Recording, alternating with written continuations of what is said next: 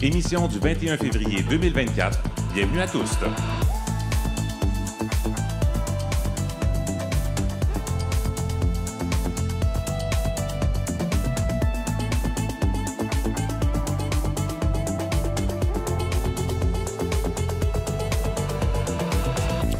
Kim Roy-Grenier au microphone. Aujourd'hui à l'émission, nous ne serons pas sages. C'est le nom d'une nouvelle coalition qui demande la dissolution du comité de sages proposé par le gouvernement caquiste. Nous recevons la militante Zaël Gour. Bonsoir. Bonsoir. Pouvez-vous vous décrire et nous partager vos pronoms? Décrire physiquement? Oui.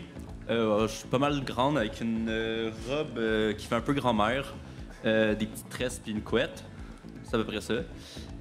Puis j'utilise les pronoms elle et elle. Et qu'est-ce que ça veut dire pour vous faire partie des communautés LGBTQ+? C'est avant tout une série d'expériences communes, d'oppressions communes en fait, puis de rapports soit d'identité, soit d'orientation ou de relationnels qui sont similaires, fait qui nous rassemblent face à comme une société qui nous rejette globalement en fait. Alors, nous ne serons pas sages. Moi, j'ai plein d'idées qui me viennent en tête quand j'entends ça. Oui, c'est ça. À quoi peut-on s'attendre justement de cette coalition-là? En fait, cette coalition-là, elle se rassemble autour d'un truc assez simple. En fait, la dissolution du comité des sages, du comité de sages, pardonnez-moi, créé par la CAQ pour adresser les questions de genre sensibles, à se comprendre le fameux problème trans inventé par les médias. Puis nous, en fait, on exige sa dissolution dans une perspective de libération trans, puis dans une perspective en fait de mettre frein au backlash anti-trans, mais aussi anti-LGBT en général, qui fait rage en ce moment dans le monde. On va en parler dans quelques instants. Et cette semaine, c'est Charlie Morin qui nous présente son billet d'humeur. Bonsoir, Charlie. Tourlou. Tourlou. Peux-tu te décrire physiquement et nous partager tes pronoms? Oui, donc physiquement, imaginez un sincère camionneur avec un mollet et des favoris, mais avec cette douce voix d'Alex Perron et l'hygiène de vie d'une drag queen en fin de vie. Ça nous donne beaucoup d'images. Mes pronoms sont nous il, référer. lui. Fait plaisir. Et de quoi tu vas nous parler ce soir?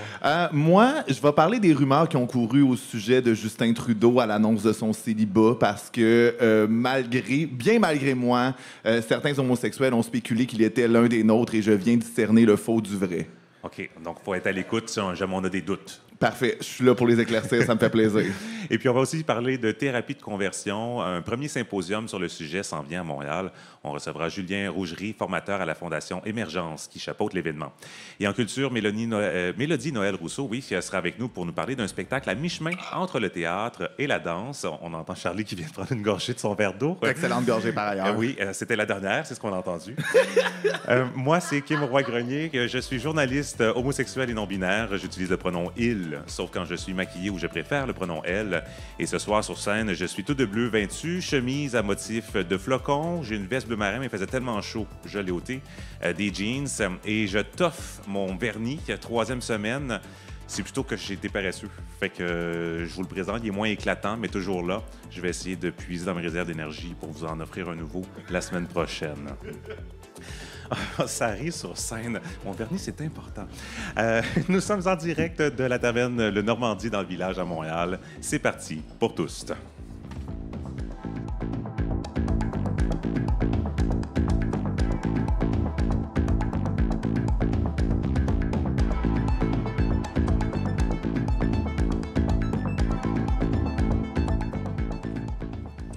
Début février, la coalition Nous ne serons pas sages a lancé un appel à l'action pour exiger la dissolution du comité de sages sur les questions de genre formé par le gouvernement caquiste. Depuis, plus de 500 personnes et plus de 80 organisations ont signé l'appel. Des organismes LGBTQ+, des groupes de femmes, des associations étudiantes, des syndicats, ça vient de tout horizon. Nous en parlons avec la militante Zaël Gour. Rebonsoir. Rebonsoir. Alors donc, votre appel, c'est pour la dissolution du comité. Les critiques, on les a entendues, on en a entendu plusieurs même, mais question de commencer la discussion là, tous et toutes à la même page. Vous, votre argumentaire pour demander sa dissolution, c'est quoi? En fait, assez simplement, l'existence même d'un comité sur cet enjeu-là, c'est déjà un recul. En fait, c'est une réponse de la CAQ à des mobilisations transphobes qui ont eu cours du printemps à l'automne dernier. C'est la CAQ qui cède du terrain, en fait, aux mobilisations de la droite, mais surtout de l'extrême droite.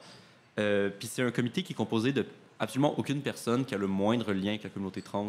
Non seulement pas de personnes trans, mais non plus pas d'experts avec la moindre, genre le moindre background sur le sujet, personne qui pas d'endocrinologue, pas de spécialiste. Fait que c'est vraiment cette composition-là, elle nous révèle en fait le rôle que ce comité-là a pour la CAQ. C'est-à-dire que c'est pas un comité qui est là pour protéger et servir la communauté trans, mais pour faire du pouce puis gagner du terrain contre la communauté dans l'espace public, puis produire du discours qui va comme alimenter cette espèce de faux débat de société créé par les médias. D'ailleurs, 2 des membres ont des liens reconnus avec PDF Québec, une organisation qui se prétend féministe, mais qui a des positions excessivement transphobes puis qui a milité depuis longtemps contre les communautés trans, notamment en harcelant des militantes trans sur Internet puis en semant des accusations mensongères à leur égard. Fait qu'il y a beaucoup de raisons là, à Oui, évoquer. Le comité de sages a été annoncé début décembre. Les premières discussions sur la formation de la coalition ont commencé début janvier. Qu'est-ce qui vous a amené à choisir la formule d'une coalition large qui est axée sur la qui est axée, pas taxée, mais qui est axée sur la mobilisation populaire? Bien, face à ce comité-là, la position transphobe de la CAQ, avec l'historique de PL2 quand même derrière, puis en fait le backlash global là, qu'on voit partout, il y a vraiment une nécessité qu'il y ait une réponse populaire, en fait. On réalise que toutes les organisations qui sont queer, LGBT, ou qui sont comme alliées, qui appartiennent à des factions de la gauche, ainsi que la communauté plus large doit se mobiliser, en fait, parce qu'on fait face à une vague là, qui arrive des États-Unis puis du Royaume-Uni, puis qui se veut déferlante. Donc nous, on avait la constatation qu'il faut une grande mobilisation à cet égard-là. Les premiers groupes qui ont signé, c'était des groupes militants, comités de femmes, comme tu disais, des syndicats aussi. Mais on vise vraiment à ce que n'importe qui puisse se saisir de cet appel à l'action-là, s'organiser de manière autonome de leur côté. On veut vraiment que ce soit un espace de mobilisation puis de participation pour toute la communauté trans, mais LGBT en général, mais aussi les alliés, des militants de plein de factions. Je pense qu'il y a vraiment une nécessité que ce soit une réponse genre populaire, large. Et justement, il y a plus de groupes de femmes qui ont signé l'appel que de groupes LGBTQ+. C'est ce que vous me disiez en pré-entrevue. Ça témoigne pour vous de l'importance de cette intersectionnalité des luttes trans et féministes? Oui, vraiment. Je pense que la communauté femmes, ils comprennent en fait que ce recul-là sur les questions trans, c'est un gain de terrain pour les forces patriarcales, en fait. Le fait de pouvoir comme, aller régir le corps des personnes trans sur les accès aux hormones, sur les transitions, c'est la même logique, en fait, qui fait que les gens essaient de régir les droits à l'avortement, les soins de reproduction. C'est les mêmes factions, en fait, qui poussent pour rendre l'avortement illégal, qui poussent pour rendre les soins pour les enfants trans illégal, en fait. Il y a une continuité, en fait, entre ces 2 enjeux-là. Nous, ce qu'on réclame, c'est l'autodétermination des gens, en fait. C'est la capacité du monde de décider pour eux-mêmes sur leur propre corps, sur leur propre santé, sur leur propre façon de se nommer, de se présenter. Puis ça s'étend aussi, en fait, aux femmes cis hétéros même, dans le sens, le droit à l'avortement, il est menacé aussi. Mais aussi, je pense que globalement, au Québec, les milieux féministes sont rendus pro-trans, comme conscients, en fait, de cet enjeu-là. C'est là que PDF Québec s'est créé, en fait. C'est qu'ils sont excessivement minoritaires, les féministes transphobes. Puis ils ne représentent pas grand monde. Donc, on parlait de groupes féministes, vous parlait de rejoindre une coalition large. Pour convaincre le gouvernement, souvent, il faut convaincre l'électorat. Alors, qu'est-ce que la coalition compte faire pour rejoindre les non-alliés? Ah, ben ça, c'est vaste. Un peu, on appelle une diversité tactique. Fait que différentes personnes sont invitées à faire des choses différentes. Mais ce qu'on peut dire, c'est qu'il y a déjà des mobilisations qui s'en viennent. Le 31 mars, on prévoit une grande manif provinciale. L'objectif, c'est de faire descendre des autobus d'un peu partout, puis de réunir autant de monde que possible à Montréal pour faire une démonstration de force au gouvernement, que la communauté trans et LGBT, c'est pas une cible facile. Mais aussi diffuser le message, parler aux gens un peu partout pour leur faire comprendre ce qui se passe. Mais aussi, je pense qu'il faut qu'on arrive à ce que les gens saisissent, en fait, que de la même façon qu'avant, en 2016, c'était beaucoup les communautés musulmanes qui étaient très, très, très, très ciblées, que les communautés immigrantes sont ciblées tout le temps. Ce ciblage-là de des communautés précises, c'est en fait l'œuvre d'une force réactionnaire puis autoritaire. En fait, l'État se droitise, se fascise, devient de plus en plus autoritaire sur le dos, en fait, de des communautés marginalisées. Donc, tout le monde est concerné, en fait, parce que la CAQ, elle fait pas ça parce qu'elle est soudainement comme convaincue que les personnes trans sont menaces. Elle fait ça pour gagner du pouvoir, pour brouiller les pistes, pour que les gens parlent pas de la crise du logement, que les gens parlent pas de la crise climatique, parlent pas de l'augmentation du coût de la vie. de la perte du pouvoir d'achat, etc. Tu sais, ils parlent pas des scandales. En fait, c'est une technique pour se maintenir au pouvoir pour un gouvernement en perte de vitesse. Puis tout le monde doit se sentir concerné, en fait, parce que la dérive fasciste, on la voit partout en ce moment. Tu sais, en France, en Italie, en Hongrie, aux États-Unis. Puis on veut vraiment pas, en fait, que la situation devienne aussi pire que ça au Québec. Puis pour ça, il faut qu'on fasse front commun, en fait. Il faut que les différentes... tu sais, autant les professeurs, ils ont pris la santé en grève, les femmes, les groupes pro-palestiniens, les étudiants, les travailleurs en général, les locataires, les communautés de trans et queer et LGBTQ en général, s'allient, en fait, puis fassent front commun contre ça. Puis je vais en reparler dans le segment de nouvelles, mais il y a le service de renseignement canadien qui a effectivement nommé la menace de mouvements transphobes envers la sécurité des personnes LGBTQ+. J'y reviendrai tantôt. Donc, bon, le gouvernement caquiste, oui, a aussi utilisé ce comité de sages pour repousser l'échéance sur le marqueur X, sur les pièces d'identité. Ça aussi, pour vous, c'est un autre gros problème? Ben oui, en fait, parce que la CAQ, elle a passé une loi qui donnait accès au marqueur de mention X. Puis cette loi-là, elle vient des suites du jugement Moore, qui est un jugement d'une cour qui force le gouvernement à faire ça, en fait. Fait que le gouvernement utilise son propre comité qu'il a mis en place pour ne pas respecter sa propre loi et ne pas respecter les décisions de la branche judiciaire du gouvernement. Dans le fond, c'est comme... ça met le gouvernement fait des choses qui sont comme complètement inacceptables, en fait. C'est hallucinant qu'il puisse faire ça. Puis ça montre vraiment, en fait, à quoi il sert, le comité de sages. Il cite comme des idées de genre non-acceptation sociale, alors que les statistiques sont quand même assez claires que la communauté québécoise est globalement pro-trans. Fait que c'est comme un peu terrifiant de voir que le gouvernement est prêt à ne pas respecter ses propres lois en ce moment pour pas choquer les mouvements transphobes ou en tout cas. Quand le gouvernement a annoncé le comité en décembre, il a reçu l'appui du Conseil québécois LGBT qui agit un peu comme chien de garde des démarches. Donc, clairement, il y a quand même un désaccord sur l'approche à adopter dans la communauté. Qu'est-ce que la coalition pense de la stratégie du Conseil québécois LGBT? Ben, je pense qu'on n'a pas une position commune là-dessus. T'sais, à ma connaissance, le Conseil LGBT n'a pas appelé à ne pas mobiliser, ne nous s'oppose pas. Ils sont clairement au courant de ce qu'on est en train de faire. On essaie d'avoir des discussions sur le sujet, dans le sens qu'on ne dépend pas du Conseil LGBT. Le Conseil LGBT ne dépend pas de nous. Donc, nous, on va continuer à aller de l'avant en fait, avec nos mobilisations. Leur ligne, c'était qu'il faut donner la chance aux coureurs un peu. Nous, on pense que dès que la composition du comité elle a été annoncée, c'était assez clair. Là. Déjà, à la base, on n'avait pas confiance. Avec l'annonce de la composition, c'est assez clair, là, c'est quoi les intentions. Donc, nous, c'est ça. Là. Le Conseil LGBT peut continuer à essayer de travailler à l'intérieur, mais nous, on va faire pression pour la dissolution du comité. Vous avez eu votre première assemblée publique de mobilisation dimanche, il y a quelques jours. Comment ça s'est passé? Ça s'est super bien passé. On n'a pas compté, là, mais on devait avoir entre 50 et 100 personnes. Il y avait pas mal de va-et-vient, fait que c'est dur de dire. La salle était majoritairement trans, ce qui est comme un bon signe. Puis les gens étaient là de manière très, très, très sérieuse, en fait. Il y avait des militants qui appartiennent déjà à des groupes, que ce soit des organismes LGBT, syndicats, comités de femmes, des plus grosses organisations, genre FFQ, Fédération québécoise pour le planning des naissances, des trucs de même. Mais il y avait aussi beaucoup, beaucoup de militants, militantes pas organisés dans des groupes qui étaient là. Puis il y avait vraiment une volonté commune, clairement, d'aller de l'avant puis de prendre ces luttes-là au sérieux. Puis pendant cette assemblée-là, on a pris des décisions sur comment on allait structurer un peu la lutte. Puis beaucoup de gens, en fait, sont rentrés à ce moment-là, puis ont manifesté leur intérêt de s'impliquer pleinement, en fait. Fait que c'est vraiment un bon signe pour la suite des choses. Justement, la suite des choses, ça ressemble à quoi? On a parlé de la manifestation le 31 mars, mais il y a aussi des comités qui ont été créés, une mobilisation en région qui est souhaitée aussi? Oui, la prochaine étape, c'est clairement essayer d'étendre la lutte dans plus de régions. Il y a plein de gens plein de régions qui ont signé l'appel, en fait. Puis il y a déjà un comité qui est en train de se former à Québec, un autre sur la Rive-Nord. Puis là, la question, c'est comment est-ce qu'on fait pour aider du monde, mettons, qui sont plus dans des régions, plus dans des régions distantes, isolées, dans les plus petites municipalités, comment on les aide, qu'est-ce qu'on peut leur offrir, en fait, pour qu'ils soient capables de s'organiser puis de lutter dans leur coin. Puis on invite vraiment n'importe qui, dans n'importe quelle région, à nous contacter s'ils veulent de l'aide, s'ils veulent du matériel. Puis sinon, c'est ça, le 31 mars, c'est la journée de la visibilité trans, aussi connue dans les dernières années comme le Trans Day of Vengeance, jour de la revanche trans.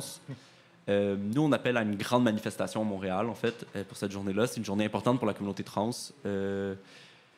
Puis c'est comme le moment où on va essayer de faire une démonstration de force, mais c'est pas la fin. C'est après cette manifestation-là, on en prévoit d'autres. On appelle les gens à organiser aussi des actions, des ateliers, des conférences, n'importe quoi en fait par eux-mêmes. Puis c'est sûr qu'on va organiser des choses dans les prochains mois. Là, je veux pas donner des informations qui risquent d'être contredites dans le futur, mais... On peut s'abonner à votre page Instagram, entre autres, pour suivre les plus récents développements. Il y a du matériel disponible sur votre site Internet et on peut aussi signer l'appel, autant individuellement qu'en tant qu'organisme. Tout ça est sur le site Internet. L'adresse? Passage.info, pas-sages.info. Zaël Gour, militante de la Coalition Nous ne serons pas sages. Merci d'avoir été avec nous. Merci.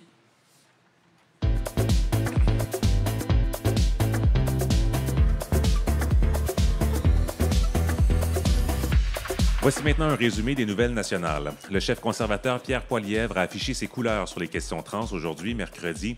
CBC rapporte qu'il a affirmé que les hommes biologiques, entre guillemets, devraient être interdits d'accès aux compétitions sportives féminines, aux vestiaires et aux salles de bain des femmes. Pierre Poilievre répondait à une question sur les intentions d'un éventuel gouvernement conservateur dans ce dossier. Et toujours en politique fédérale, le Service canadien du renseignement de sécurité avertit des risques de violence envers les communautés LGBTQ+.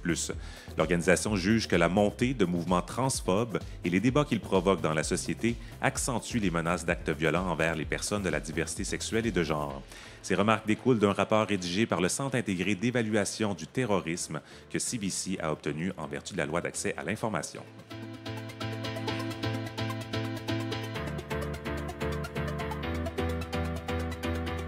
Marqueur X sur les cartes d'identité, la Régie de l'assurance maladie du Québec, la RAMQ, a accepté d'aller en médiation avec Alex-Frédéric Mignot, qui avait repris sa grève de la faim pour obtenir des changements.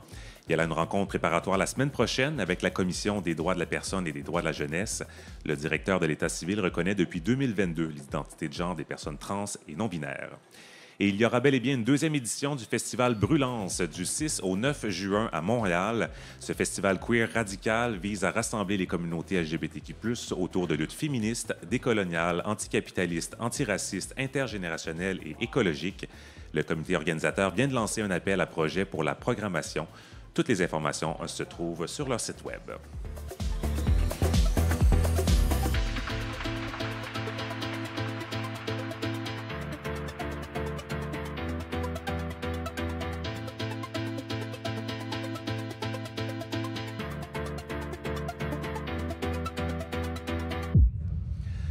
Pour la chronique humour, cette semaine, nous recevrons nul autre que Charlie Morin, qui faisait mettre des petites corrections mineures de dernière minute, tellement perfectionniste. Ben non, Charlie. mais c'est ça. C'est ça. Et je tiens d'abord, avant tout, à souligner le travail que tu as fait à Deux Fifs le matin pendant toutes ces années. Balado Poubelle de gauche, pour les personnes qui ne connaissaient pas Deux Fifs le matin.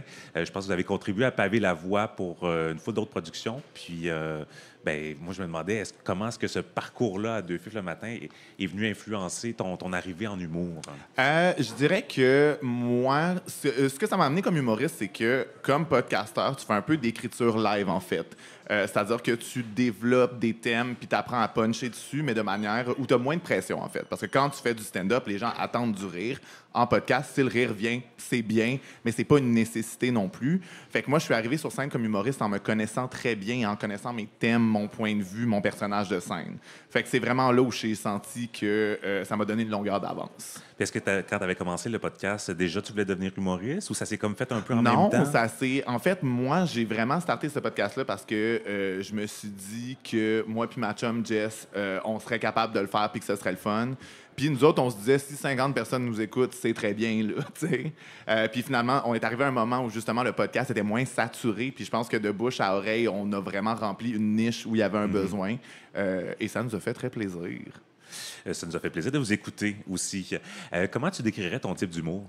Le truc, c'est que moi, mon stand-up est assez classique, tu sais, c'est-à-dire que je suis sur scène, je parle de moi, je me révèle, je suis pas dans un truc très genre déjanté ou absurde. Ceci dit, c'est sûr que mes thèmes sont un peu champ gauche. Je parle beaucoup de ma queerness ou de celle de mes parents, parce que oui, j'ai des mères lesbiennes et j'en parle tellement souvent que quand j'arrive au AEW, la personne à la caisse me dit « Oui, 2 mamans burgers, ça s'en vient ». Et qu'est-ce qui te fait le plus triper quand tu fais de l'humour? Je te dirais que c'est de réaliser qu'avec des références très queer, si tu les formules bien, tu es capable de faire rire n'importe quel public. Puis moi, c'est ça qui m'a donné envie de faire de l'humour, c'est que j'ai vu des humoristes américains qui allaient dans toute leur effervescence, en étant super efféminés, puis avec leurs références à eux, mais qui arrivaient à faire rire des publics très larges. Puis je me suis dit, je suis sûr que je suis capable de faire ça au Québec. Bon, ben allons-y ce soir pour une première à tous. D'ailleurs, merci beaucoup de ta participation. Tu as joué un rôle crucial dans le recrutement de toute l'équipe humoristique, je t'ai déjà mentionné. Oui, je suis le plus haut placé dans ce modèle pyramidal où j'ai amené 3 amis à Kim. Ça va me coûter cher à la fin du mois. C'est ça. Donc aujourd'hui, tu nous parles de Justin Trudeau. Ben écoute, Kim, c'est juste que le célibat de Justin Trudeau en a inquiété plus d'un cet hiver. Certains ont même spéculé son homosexualité. Alors, je vais le répéter, puisqu'il le faut, une bonne hygiène personnelle n'est pas garante d'homosexualité. On salue Ricardo et Jean Héroldi par ailleurs. Et aussi, au contraire, allez au stud et vous comprendrez que des feufis aussi, ça peut sentir le swing. Bon, il y a d'autres signes qui ont pu mener à ces spéculations-là. Par exemple, Justin Trudeau a quand même assisté à plus de défilés des fiertés que moi-même, homosexuel notoire. Ça peut éveiller des doutes. Certains rêvent que derrière cet électoralisme complaisant se cache en fait un désir d'affirmation. Il y a déjà des fanfictions gays à la Red, White and Royal Blue entre Justin Trudeau et Pete Buttigieg qui existent sur les internets, malheureusement. La preuve la plus compromettante, selon moi, des spéculations d'homosexualité de Justin Trudeau, c'est qu'il a personnellement invité Taylor Swift à venir faire un concert au Canada. C'est quand même gay. Un Swiftie assumé. Un Swiftie assumé, tu sais. Ceci dit, rassurez-vous, nous ne sommes pas arrivés à notre premier chef d'État qu'on pourrait soupçonner de se cacher derrière un profil vide sur Grindr à Ottawa. Moi, je pense que Justin étant Justin, s'il avait un penchant pour les messieurs, son coming out aurait eu lieu en encore plus grande pompe que le couronnement du roi Charles III. Même si Justin Trudeau demeure, heureusement pour nous tous, dans le camp de l'hétérosexualité, j'ai fort à parier qu'il rêve la nuit que quelqu'un le traite d'hostie de fif en public. Ça, là, c'est du capital social. Là. Vous trouvez pas qu'on est dû pour une conférence larmoyante? Moi, je trouve que ça fait longtemps que Justin Trudeau n'a pas braillé à TV. Je suis à veille d'aller le traiter de tapette moi-même, rien que pour lui donner une occasion de faire une conférence de presse. Là. Il n'attend que ça. Donc, Justin Trudeau veut tellement être gay-friendly. Moi, je pense que lui a été très content de l'élection de Javier Milei en Argentine parce que le président sortant, celui d'avant, Alberto Fernandez, de son nom, lui, non seulement a un fils gay, mais en plus, son fils est drag queen. Ça c'est du capital politique que Justin Trudeau ne pourra jamais s'acheter. Là. Puis, Javier Milei n'est absolument pas gay-friendly. Donc, il est revenu au top des chefs d'État straight les plus gay-friendly maintenant que Alberto a été sorti du Congrès argentin. Bon, moi, dans la vie, comme je l'ai dit plus tôt, j'ai des mères lesbiennes. Souvent, on me demande si c'est elles qui m'ont rendu gay, mais on sait très bien que si on pouvait rendre nos enfants gays, Justin Trudeau s'en serait commandé 6, là. Il y aurait un twink, un bear, un muscle gay, une lesbienne butch, une lesbienne femme et Roxane Bruno. Tout le monde. Écoutez, Mado Lamotte, là, on la voit plus. Hein? On se demande elle est où. On se dit que sa santé est chambranlante, que c'est pour ça qu'elle performe plus ben. Moi, je sais où elle est. Elle est enfermée dans le sous-sol des Trudeau. Elle enseigne aux plus vieux à faire de la drague. Ils ne la laisseront pas sortir tant que le premier des Trudeau ne sera pas sélectionné sur une saison de Canada's Drag Race. #FreeMado, là. Non, mais imaginez quand même, ce serait fierce si le premier fils de Justin Trudeau était une drag queen et qu'on l'accueillait à Canada's Drag Race comme ceci. Welcome to the stage, Pipeline Spill. On lance des idées de noms, là. Moi, je comprends pas comment les drag queens haïssent pas plus Justin Trudeau. Au défilé de la fierté, ces queens-là éplument des espèces d'oiseaux au grand complet pour un seul look cette journée-là. Pourtant, c'est pareil, Justin Trudeau qui est la personne la plus photographiée quand il se présente à la fierté. Moi, je vais le dire à qui veut l'entendre que la première Pride était une émeute, que c'était un moment de communauté, que la fierté, c'est politique. Ceci dit, moi, la journée du défilé de la fierté, je veux juste me mettre cute puis qu'on me regarde. Le problème, c'est que si tu te ramasses à côté de la délégation de Justin Trudeau à la Pride, c'est plus ta journée, là, c'est la sienne. Je le répète, l'homme le plus photographié aux fiertés, c'est Justin Trudeau qui est hétérosexuel. Me semble que pour gagner ce titre-là, il faut s'être mis le nez dans une coupe de raie poilue, là. Moi, je pense que l'affaire qui me fâche le plus avec Trudeau, c'est qu'il a beau nous infiltrer puis nous utiliser pour son image, il est pareil considéré comme un sexe symbole. Ce que je vais lui concéder, c'est que c'est sûr qu'après Stephen Harper, ça surprend.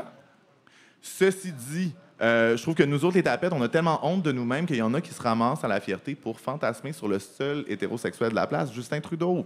Alors moi, quand on me demande, ça s'arrête tout, LGBTQIA+, moi, je l'ai la réponse, ça s'arrête aux homosexuels qui veulent bang Justin Trudeau. Je suis d'accord pour un village inclusif, mais ceux-là, je les exclurais. C'est ma politique. Et c'est là-dessus que je conclus, Kim. Merci beaucoup, Charlie. On a un gros fan dans le bar qui a beaucoup ri. Alors, on se retrouve dans quelques semaines, je pense, oui, Charlie. Je suis à rotation. Exactement. Merci beaucoup pour cette première présence. Et puis, à bientôt. À bientôt. Bon show tantôt. Merci, là.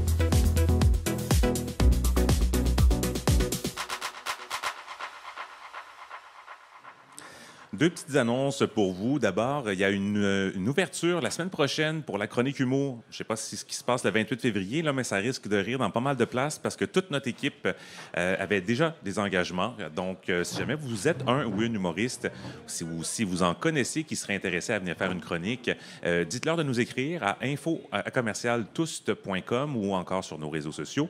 C'est un contrat rémunéré, donc ça peut être intéressant.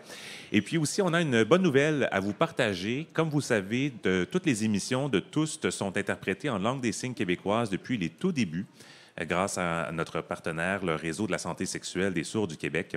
Eh bien, la Fondation des sourds du Québec se joint aussi à l'aventure pour accueillir une deuxième interprète, parce que, bon, honnêtement, si vous êtes venu sur place, si aussi vous avez regardé les émissions sur YouTube, vous avez constaté à quel point le travail de notre collègue Marie Penel est impressionnant, mais exigeant.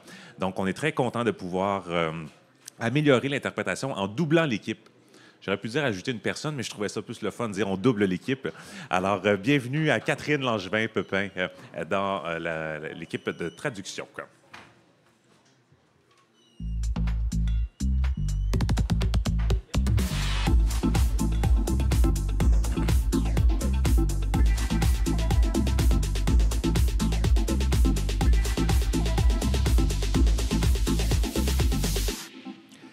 Mercredi, le 28 février prochain, aura lieu le premier symposium En finir avec les thérapies de conversion. C'est au Centre Phi à Montréal.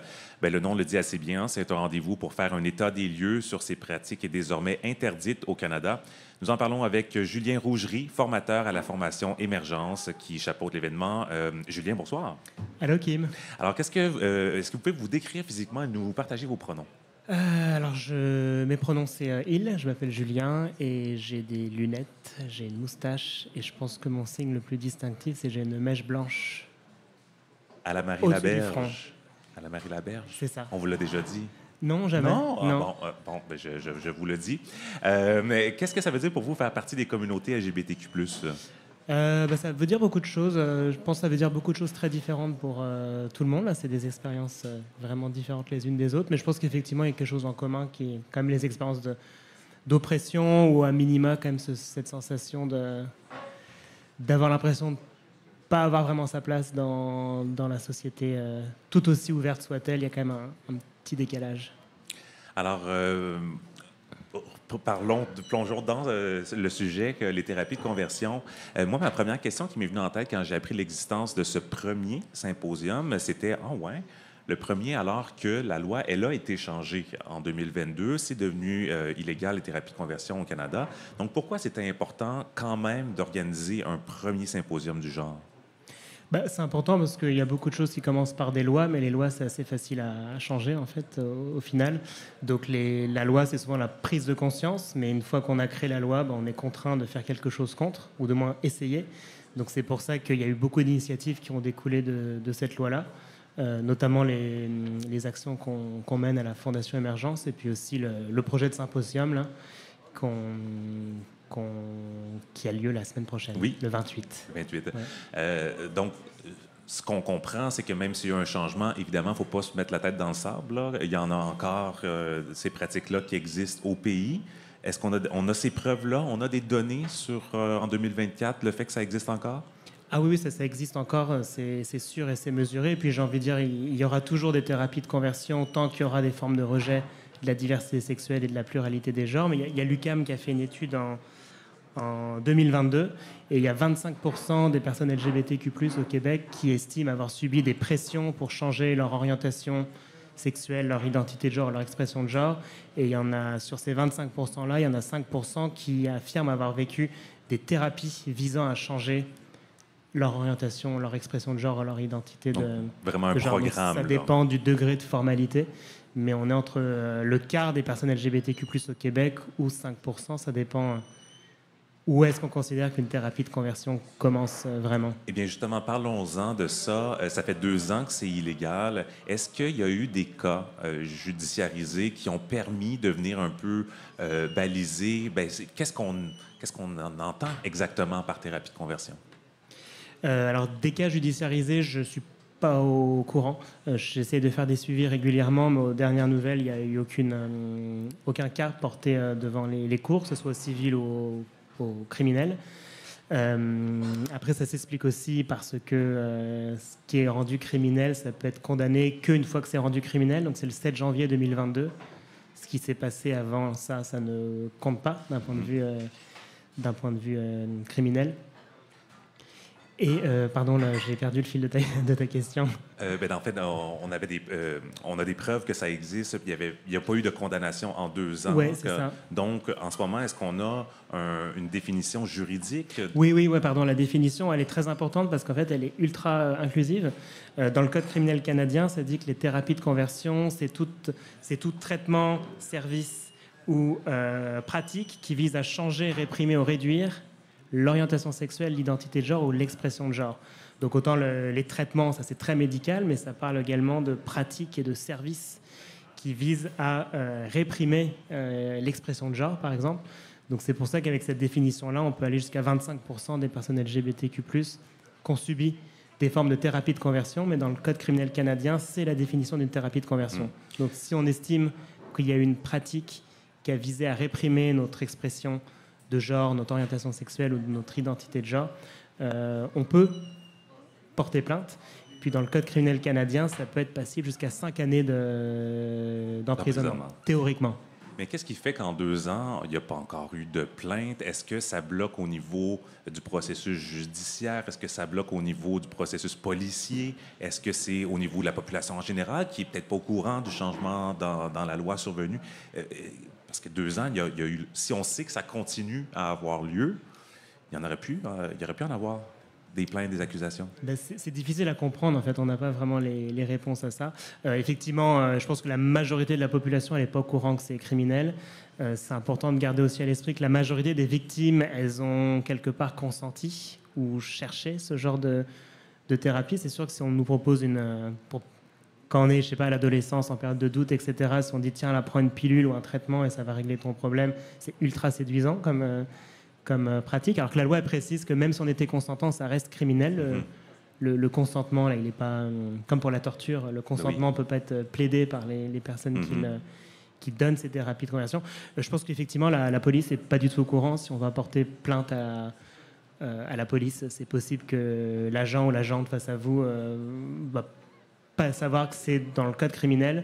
Et en théorie, dans le code criminel, dès qu'il y a un signalement, il doit y avoir une enquête et des poursuites. S'il y a un meurtre au coin de la rue, en bas, on ne va pas attendre que la famille porte plainte pour enquêter. Ça devrait être pareil avec les thérapies de conversion. Donc, il y a de la formation à faire aussi dans le milieu policier. Dans le milieu policier, dans le milieu éducatif, dans le milieu judiciaire et dans la société en général. Et ces thérapies de conversion, on les retrouve surtout dans quel milieu? Moi, je pense en premier peut-être à milieu religieux, mais est-ce que c'est que ça ou est-ce qu'il y a d'autres profils? Dans la même étude de l'UQAM de 2022, pour les personnes, les 25% là, qui ont déclaré avoir subi au moins une forme de pression, la majorité, en fait, c'était la famille et les parents. OK. Ensuite, il y avait les amis et les connaissances. La religion était qu'en troisième position, entre 12 et 19%.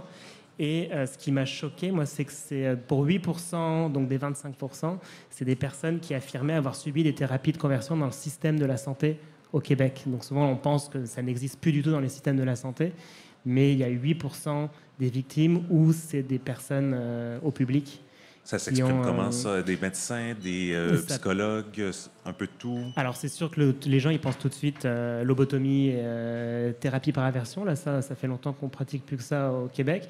Mais avec la définition de la loi, par exemple, un psychologue qui vous découragerait de faire une transition parce qu'il estime que c'est allié à un traumatisme ou que ça va aller empirer une condition d'anxiété, etc., à partir du moment où on vous éloigne, dans la définition de la loi, on va être sur une pratique ou un service qui vise à réprimer ou réduire votre identité de genre, votre expression de genre ou votre orientation sexuelle. Et ça tombe dans la définition criminelle d'une thérapie de conversion.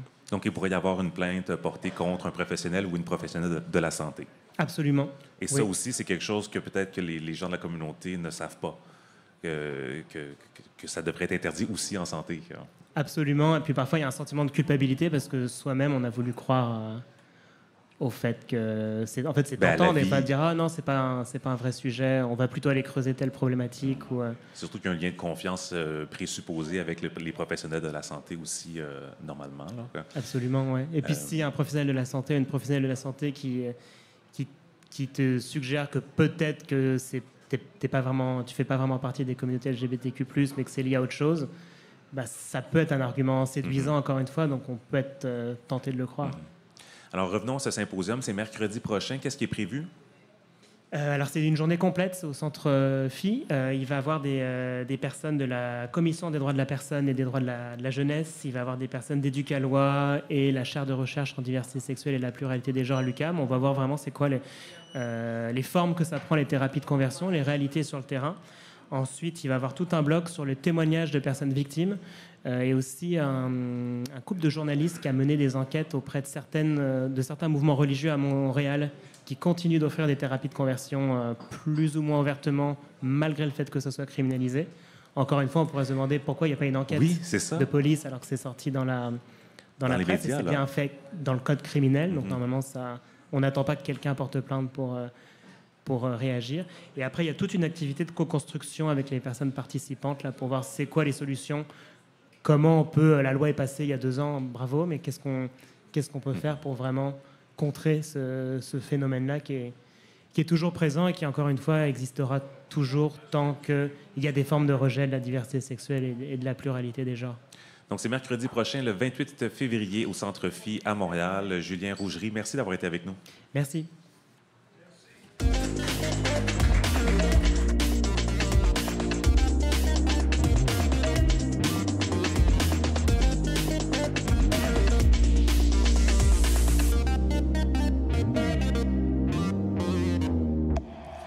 Mélodie Noël Rousseau, on se retrouve pour la première fois en 2024. Oui. Mais en fait, nous, on a triché parce qu'on s'est déjà vus avant. Oui. On est allés à l'opéra ensemble. On est allé voir La Reine Garçon. Oui, au début du mois de février. Exactement. Oui. Oui, du tandem Julien Bilodeau et Michel-Marc Bouchard. Puis toi, tu as quand même une relation particulière avec la production. Mais oui. Veux-tu nous en parler un peu? Bien sûr. Avec ma conjointe, on a fondé le Café Reine Garçon, qui est sur du luth.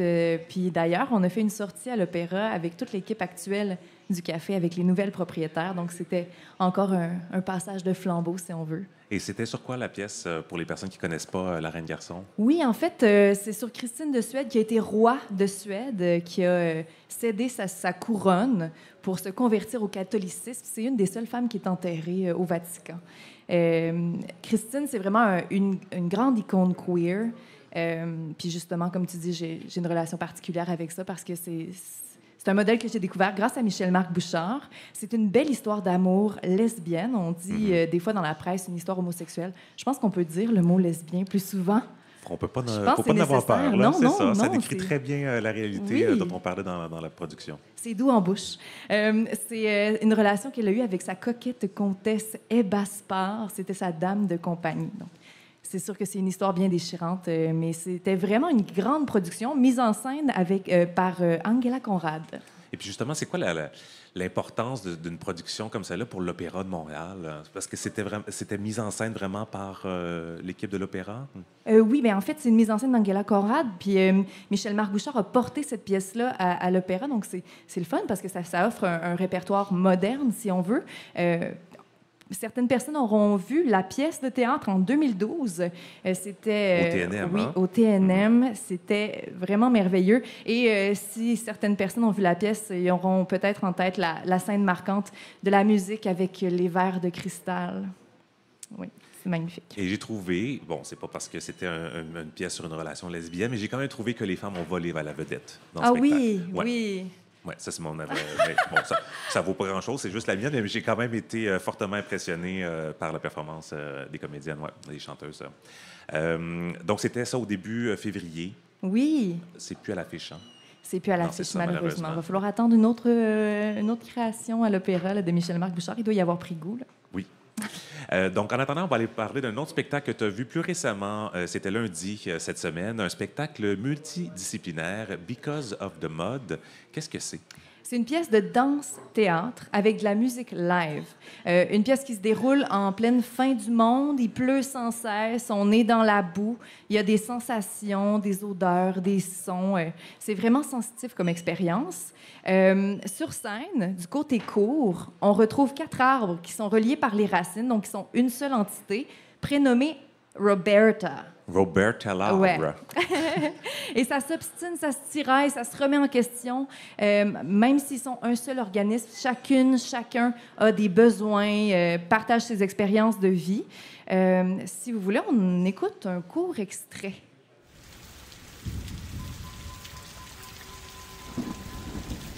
It's like there's this expectation that just because we're the same tree, we're supposed to get along. Et justement, they don't get along. Non. Ça se tiraille, comme je le disais. On vient d'entendre la comédienne Anne Keynes. Et on continue la visite guidée de la pièce. Donc, j'ai parlé de ce qui se passait à Cour. Maintenant, on va à Jardin. On retrouve 2 roches, interprétées par Mo Clark et Alexis O'Hara. Et sont derrière une grande console de son. Ils font de la musique live, gèrent les micros. Donc, on s'amuse avec les textures sonores. Donc, c'est vraiment cet aspect multidisciplinaire est très bien représenté. C'est un texte de la dramaturge queer new-yorkaise Corinne Donnelly et la chorégraphie est signée par un artiste qui est basé à Montréal. Oui, Nate Yaff, un artiste expérimental en danse, théâtre et vidéo.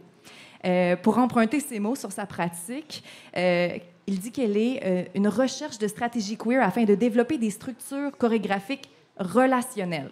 Donc, vous avez peut-être vu passer ces résidences qui se sont promenées entre Montréal, Calgary et Londres, intitulées « This is actively built », qui pose la question « C'est quoi la danse queer ?» Donc, voilà une des bases de ces explorations.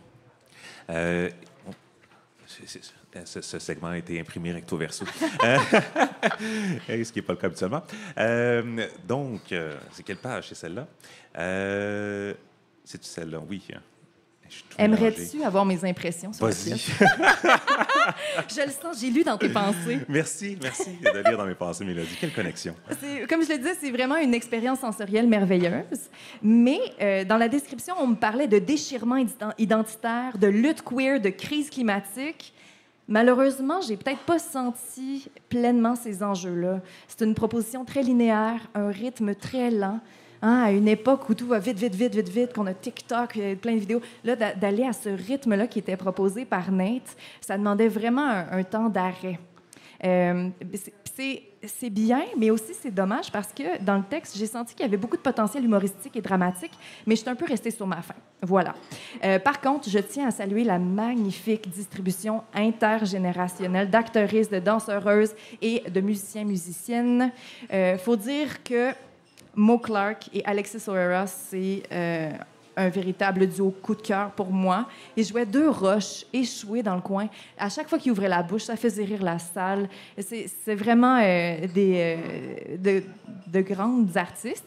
Et d'ailleurs, Alexis O'Hara a un personnage de drag king qu'elle fait depuis déjà plusieurs années et il s'appelle Guizo la nuit. À surveiller, oui. à garder dans nos abonnements Instagram. Donc, Because of the Mud, c'est à la Chapelle jusqu'à demain, 22 février. C'est en anglais avec surtitres en français. Autrement, Mélodie, tu as quelques suggestions de sorties théâtrales prochainement. Oui, en fait, j'en ai une. Très audacieuse.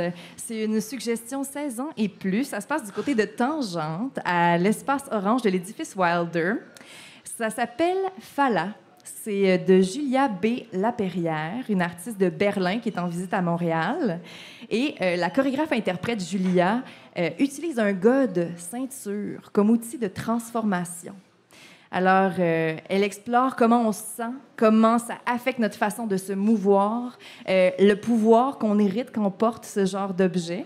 C'est une collaboration aussi avec la guitariste Pia Ashton-Camp, qui est sur scène avec elle, qui joue de la musique live.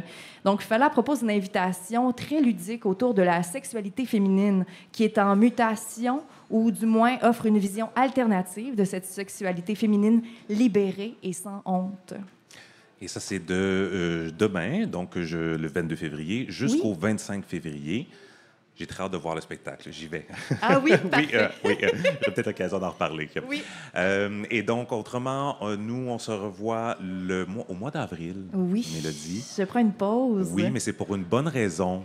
Oui. C'est parce que là, tu vas te retrouver à ton tour sur scène. Ah oui, on est tellement énervés. On est en pleine répétition. Là, on fait des enchaînements. On enfile les enchaînements. Donc, c'est pour la pièce Explosion. Ça s'en vient au mois de mars. C'est où? C'est à la salle Fred Barry au théâtre Denise Pelletier. Donc, une production de la compagnie Pleurer dans la douche. Oui. Alors, quelque chose me dit qu'on aura l'occasion d'en reparler à l'émission. Je ne sais pas pourquoi, mais je pense que ça va arriver.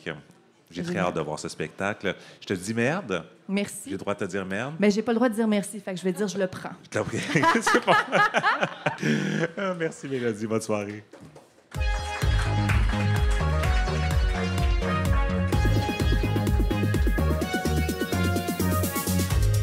C'est déjà le mot de la fin. Nos invités cette semaine, Zaël Gour, militante pour la coalition Nous ne serons pas sages. Grande manifestation qui est prévue le 31 mars. D'ici là, vous pouvez consulter leur site Internet pour plus d'informations. L'humoriste de la semaine, Charlie Morin, qui nous a offert une chronique sur Justin Trudeau, sur son amour, ou plutôt désamour de Justin Trudeau, à la société, pas société, mais à l'entrevue sur le symposium sur les thérapies de conversion, Julien Rougerie de la Fondation Émergence. Ça a lieu mercredi prochain, le 28 février, au Centre Phi à Montréal. Merci. Mélodie Noël Rousseau, chronique culturelle, merci encore une fois de ta présence et remerde pour Explosion. À la technique ce soir, Chante Abralian et nos interprètes en langue des signes, Marie Penel et Catherine Langevin-Pépec. Je vous invite à venir nous voir au Normandie toutes les semaines, tous les mercredis dès 19h. Et vous pouvez aussi nous suivre sur nos réseaux sociaux, Facebook, Instagram, TikTok. Et abonnez-vous à notre infolette. Le formulaire est sur notre site Internet, sur toutes les pages, dans le bas de la page. Vous ne pouvez pas le manquer. J'envoie ça chaque jeudi matin lors de la mise en ligne de l'émission. Ici Kim Roy-Grenier, au nom de toute l'équipe, merci d'avoir été avec nous et je vous dis à la semaine prochaine.